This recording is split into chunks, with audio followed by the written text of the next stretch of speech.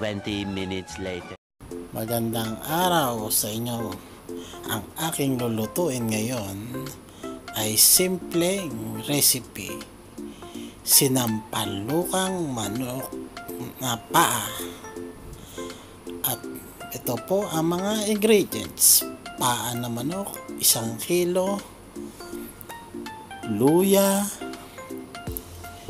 chicken cubes, bawang, sibuyas,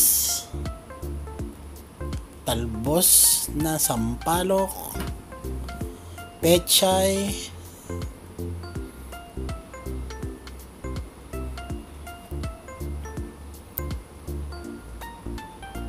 mantika, paminta, iodized salt, patis, tomato paste, at tayo po ay gigisa ng sibuyas. Pinainit ko na pala ang mantika niyan.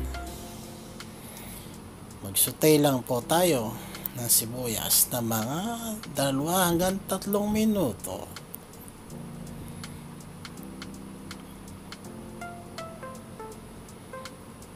Kalipas ng 3 minuto, ilagay po natin ang bawang. Sama na rin natin ang luya. Isutay lang po natin na mga 3 minuto.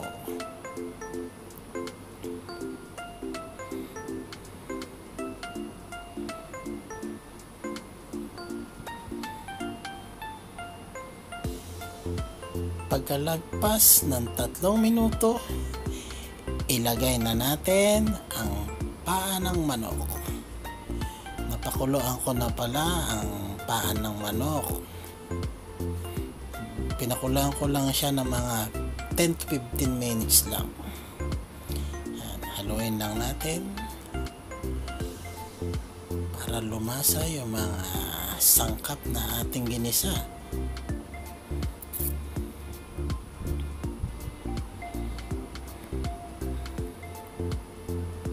Naglagay pala ako dito ng 1 tablespoon na tomato paste.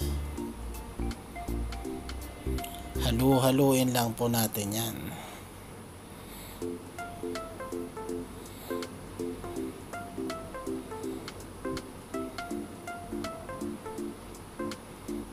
At naglagay na rin po pala ako dyan ng 1 litrong tubig. Sana all.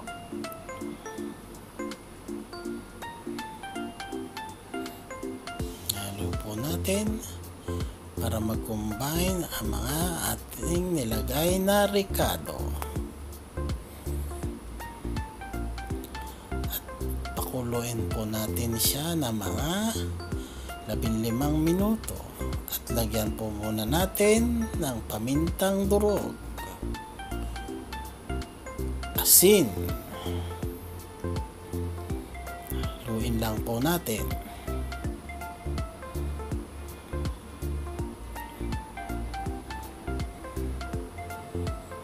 At pakulaan po natin ng mga 15 minuto.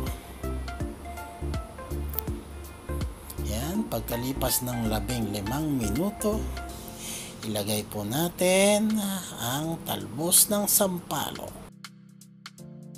Wow! Ayan, sampalok ay napakasarap na panlagay sa mga karne.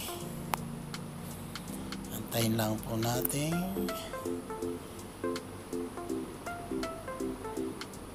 maluto ang talbos ng sampalok at inilagay ko na rin ng 1 pirasong chicken cubes. Yan. Pagkalipas po ng mga 5 minuto uli, ayan, kulong-kulo na at naglagay na po ako ng patis. Yan na po yung ating huling pampalasa, patis.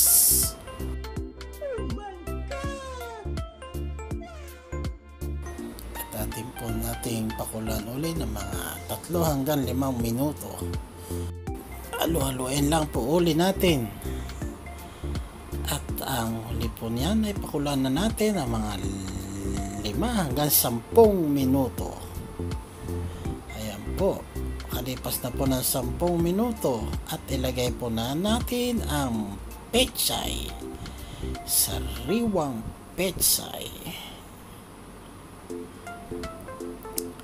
At pakuluan lang po natin siya ng 5 minuto.